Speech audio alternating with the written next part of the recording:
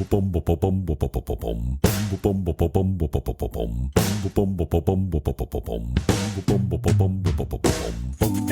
Monday and welcome to the Weekly Noodle, the official podcast of Spaghetti Records. Each week we feature a different Spaghetti Records recording artist and give you a look behind the scenes at the writing, recording, and creative process. I'm Bill, and today I'm joined in the studio by Ben and Dave of the band Red Herring, who came along to talk about their song I Hate My Cellphone off the album A Quarter Down and Just Getting Started. How's it going, guys? Great. Very Thanks good. for having us. Yeah. Definitely. Thank you for being here. So I just had a chance to listen to the song. I actually listened to it a few times on repeat because it just it's got that good hook. It grabbed me, pulled me in. I like a lot about it. I like the production. Definite power pop feel. Would you guys agree? Oh, yeah. Yeah. Yeah, Definitely. I thought so. Kind of Weezer's first album came to mind. That good Rick Ocasek kind of production.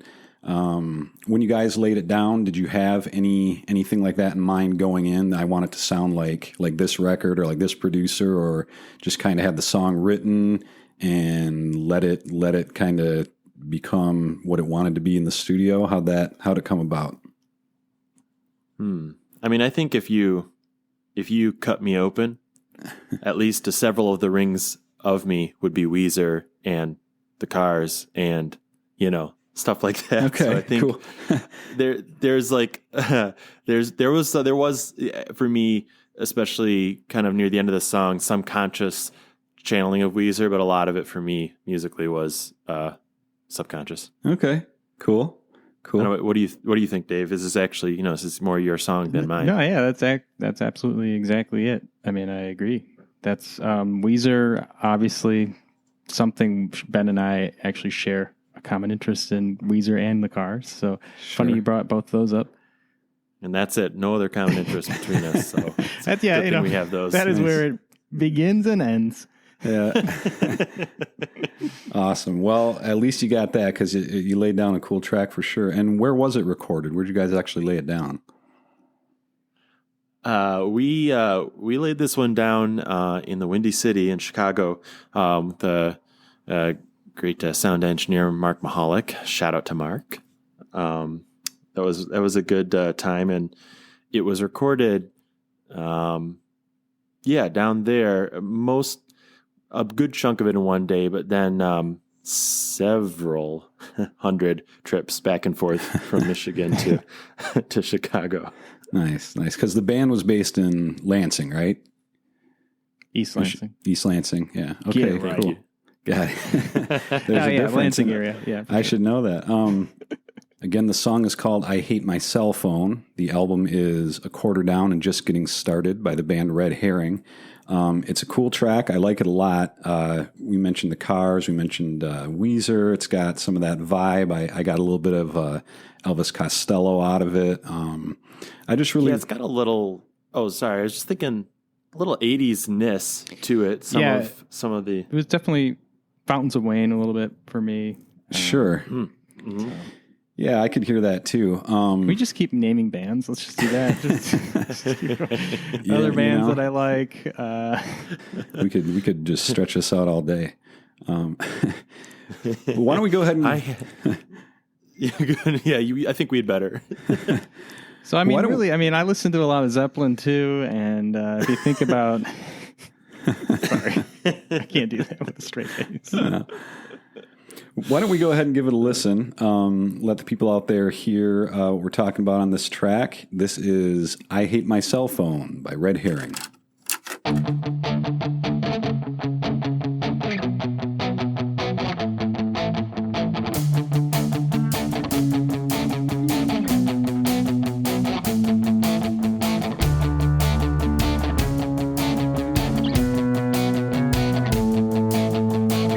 Change my cell phone after every failed relationship, 'cause I can stand to see that stupid piece of plastic. But after we broke up I didn't have a lot of dough, so I still got it and I wanted you to know I hate my cell phone. You ruined every touch tone. I hate my cell phone, but I still got it to know, but I still got it, oh no. I hate my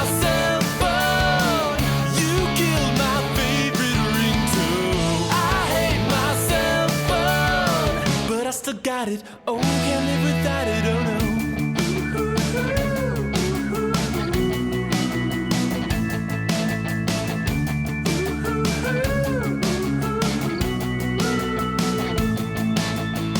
I never texted before you were in my contacts, but then you hit me with those LOLs and be right backs. But your last BRB was lacking in sincerity, and now I wonder if you're ever gonna call me. I hate my cell phone. You ruined every touch tone. I hate my cell phone, but I still got it. Oh, but I still got it. Oh no. I hate my cell phone. You killed my favorite ringtone. I hate my cell phone, but I still got it. Oh, can't live without it. Oh, I'm gonna go to the store and get a brand new phone with some brand new numbers. And when I'm drunk dialing, I won't be worrying that I'll call your number. Now I've got a new phone, I'm through with you. Maybe next I'll get a new girlfriend too. I hate my cell phone. You ruined every touch tone. I hate my cell phone, but I still got it. Oh, but I still got it. Oh no. I hate my cell phone. You killed my favorite ringtone. I hate my cell phone, but I don't got it. Oh no, I don't got it no more. I hate myself. I hate my cell phone, cell phone, cell phone, cell phone, cell phone, cell phone, cell phone, cell phone, cell phone.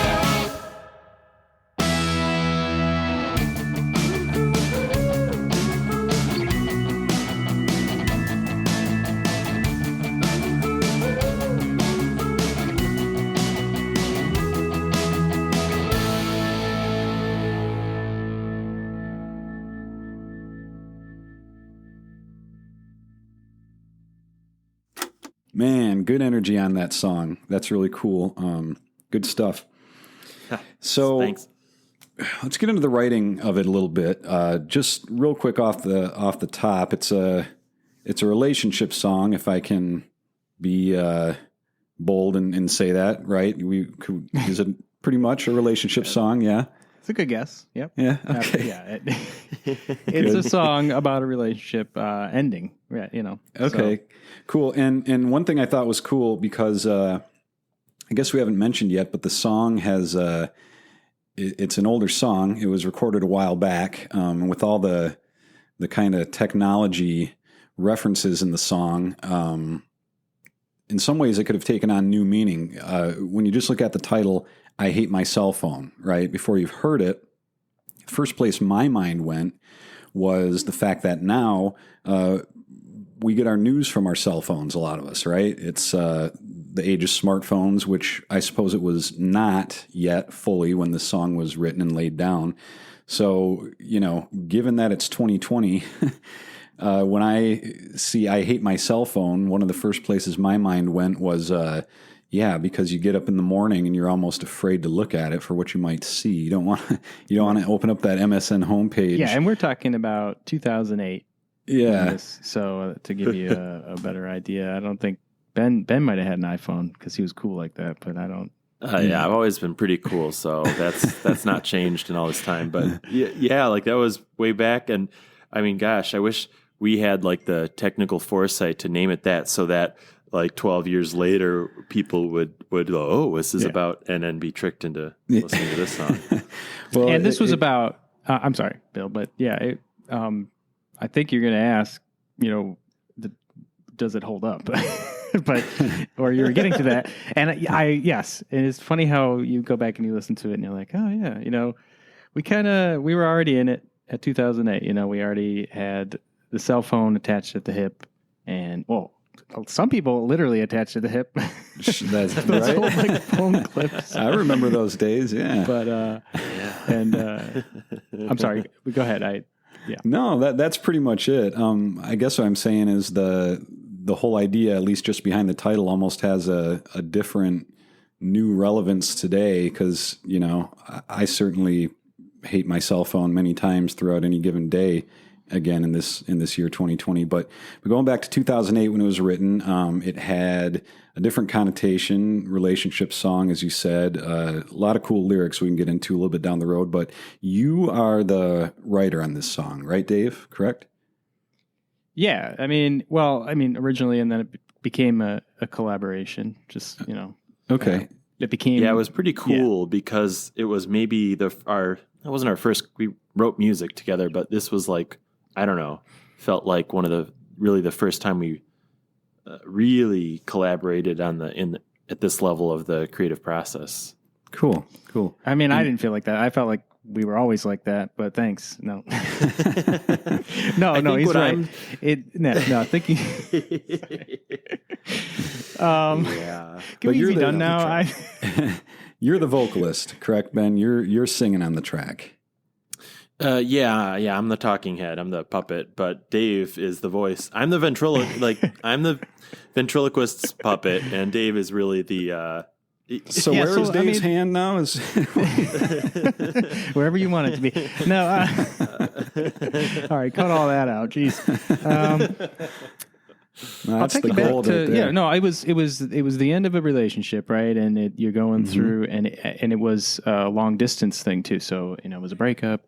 And then I was living in East Lansing at the time, but then I moved to Grand Rapids for, I think it ended up being like 5 months. But, okay. So it was like, you're trying to keep in touch with somebody who you're also probably shouldn't be. So it was like, the cell phone's the excuse to keep, imagine being able to just move away. I guess you'd be writing letters, but. Yeah. Very slow correspondence. Yeah, those situations suck. At least you got a good track out of it. Good song. Right. I just love how you took the cell phone and, it's like makes it something everyone can relate to. And it's like a little safe door to open up into something that's less safe to talk about. Not safe, but, it's easier to kind of start off ragging on the cell phone and then get into what's really bothering you, Yeah, and and that's what made it fun. And then bringing it to Ben, it was definitely a fun experience. So like it was a breakup song, but I don't think it was ever meant to be like sad or anything. So it was just kind of funny, like, all right. Damn the cell phone, and you just kind of, you go from there. Yeah. Well, the feeling of the song isn't sad. It's definitely upbeat. Good energy, like I said. Some lyrics that stood out to me. I really like the part, I hate my cell phone, but I still got it. Can't live without it. Right. Cause that's just one of those things in life, like the can't live with it, can't live without it thing, that whole cliche or whatever. And if I remember back to that line, I feel like it was just something we were looking for, something that went there. So it's like, it's so profound, but really it was just like, I still got it. Can't live without it. That goes, yes, go with that. Yeah. But I'm glad that's how you interpreted it, because hey, yes. Well, I guess it's just that kind of song. It's brilliant even when it's not trying to be. Well, that I think is like that's why it was such a fun song to write together, because the parts that we kind of finished putting together came so easily. I feel like that's when I knew it was magic. Like when it just organically, things are firing and we're back and forth and things are just coming easily. Mm-hmm. I feel like that's a sign that the song is really something like, solid and special and cohesive and for all the ages. And I wrote it specifically in a key that Ben liked to sing in, so. Nice. Did you do that on purpose? I don't think so. I think it's what happened, but I do remember that being brought up at some point. That's great. You ruined every ringtone. I like that line too. That's a good one. Now maybe that doesn't hold up as much, but some people still use ringtones. Yeah, I suppose, but 2008, that would have been right in the kind of glory days of assigning ringtones to specific contacts. So I'm guessing you must have cycled through several with this person if she ruined all of them. I don't even know. Again, it sounded good, so I don't even know if that's true, but Work for the song. yeah. Dave, I don't mean to put you on the spot, but I guess that's what this is all about. It's all just BS. I know I have a favorite lyric. Do you have anyone that you love in this song? Yeah, I mean, the part about BRB, because that was fun. I think, and nobody says BRB anymore, and even in text message at that point in time, that was more of like an AIM thing.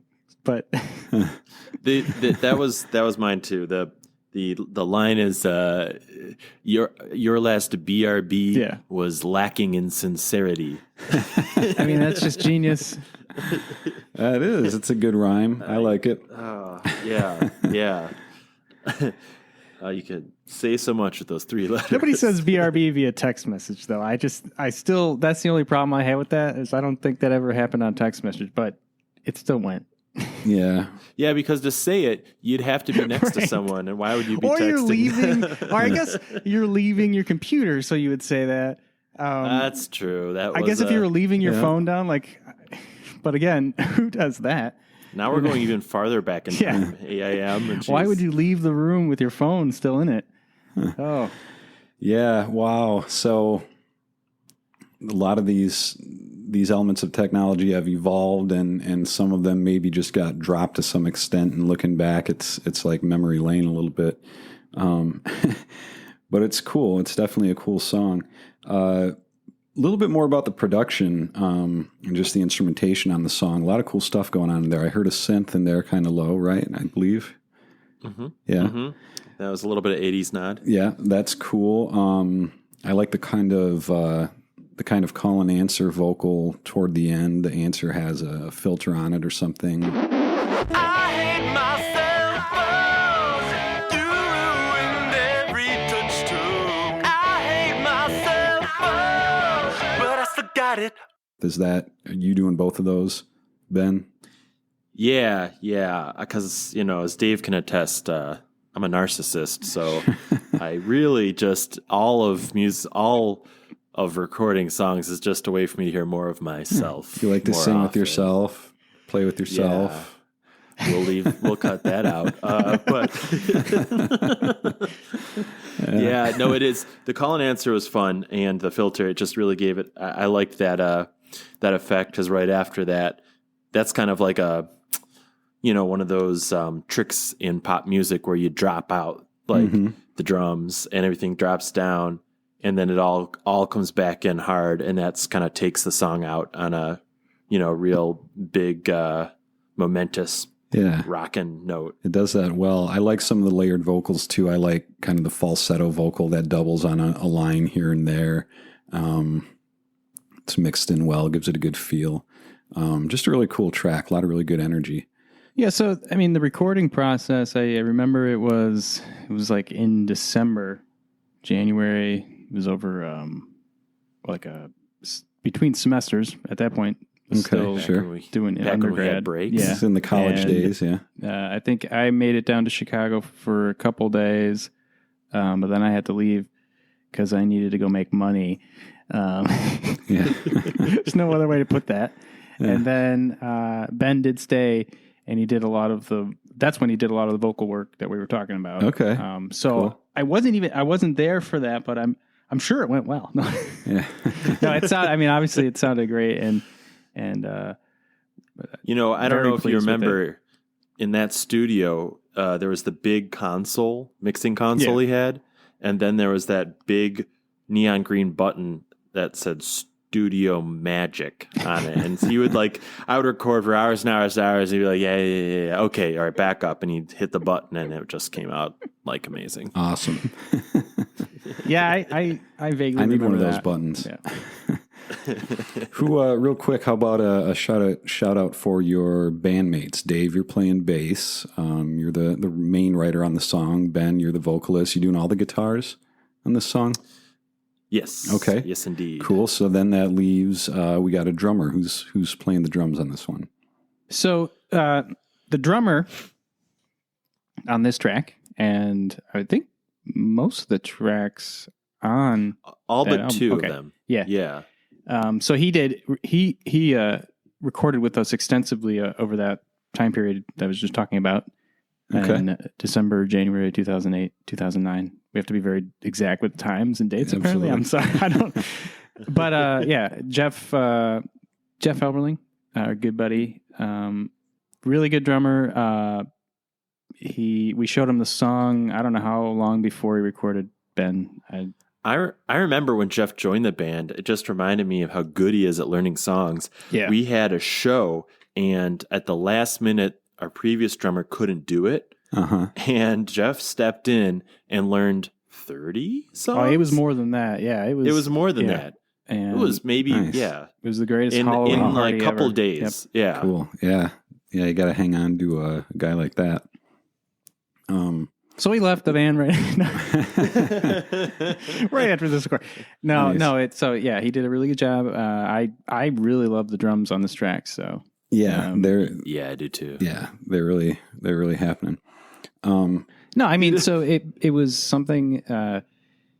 I wrote it, the lyrics, and basically the structure on an acoustic guitar. And Sure. was playing it for a few weeks, and then I don't think I showed it to Ben until I moved back into town. Okay. No. I don't think so, right, Ben? I don't think I No, you showed me in person, I'm pretty Yeah, sure. okay. I am sure because I would, like whatever bird it is that hoards things, would hoard every song idea recording you'd send me. I still have them, but Okay. I don't have that. So that was a real life so then I experience. definitely remember, the first time that I showed him the song, which was a bit, sometimes you're nervous to show people songs. You don't know. I mean, I had Sure. spent like 3 months alone in a dark room working on just this song. And to show it to the world. But Ben was, he was like my older brother, and I was very excited to show Ben this song. I had nothing recorded. Everything was just either written down on paper and then in my head. And like I said, I had played it all on acoustic and written it all on acoustic, and the lyrics weren't finished. So it wasn't like a finished product at all. I didn't know, no thoughts of like a bridge or anything, guitar solo, nothing Sure. like that. So it was just, here's what I came up with, and I have this hook, and it's fun, and it's kind of funny, and you want to help me write funny lyrics. And it was I was just sorry, but I was thinking you're kind of underselling yourself, I think, a little, because like that first line, like first off, like it's perfect. The chord structure, the whole palm muted, it's instantly hooks the ear, and then that first line is gold. I change my cell phone after every failed relationship. I love it because it's like this kind of funny, kind of like self-deprecating, it's the perfectly packaged line, I swear. And I was hooked. I knew, like, as soon as you started, I was like, oh, this is the song that catapults us to fame, which is exactly what happened. wow. It does grab you. It does grab you. The first line kind of sets up the whole song. But I was like, joking aside, I heard that and I was really excited to flush out and finish that song together because I felt like it was special. Wow. Thank you. Okay, I think that pretty much captures it then. No, that's good though. Thank you. So this might have been before the days of actually demoing songs on your cell phone, because Yeah, I was going to say nowadays we kind of do it that way, right? A lot of I know I do. Hit record. Yeah. Yeah. I probably would have just hit record and played it once and then forgot about it. Yeah. It's on my phone somewhere. Yeah. But because you couldn't do that then, we had to make it a song, and we did. And I'm definitely glad that you did, because as I've said, it's a very cool track.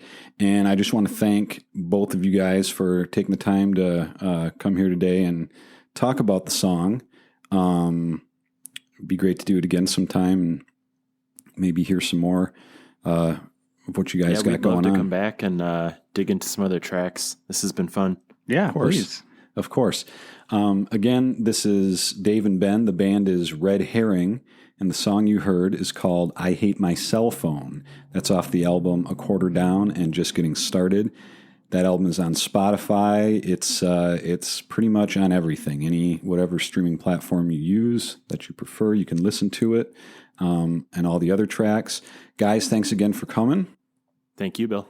Thanks for having us. And thank you to all of you out there for tuning in to The Weekly Noodle, the official podcast of Spaghetti Records. Be sure to join us next Monday for more behind-the-scenes action. Until then, I'm Bill, and remember, keep it saucy, Noodleheads.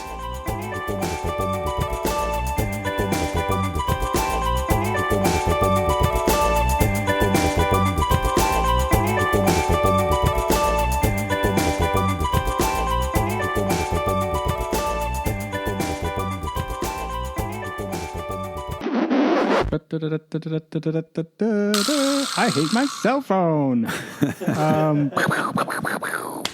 The Weekly Noodle is the official podcast of Spaghetti Records. All audio materials herein are hereby property of Spaghetti Records and relevant subsidiary parties. Trademark, copyright, secret recipe. Unauthorized duplication of authorized noodles is uncouth, rude, and generally frowned upon. The Weekly Noodle is made possible through listeners like you.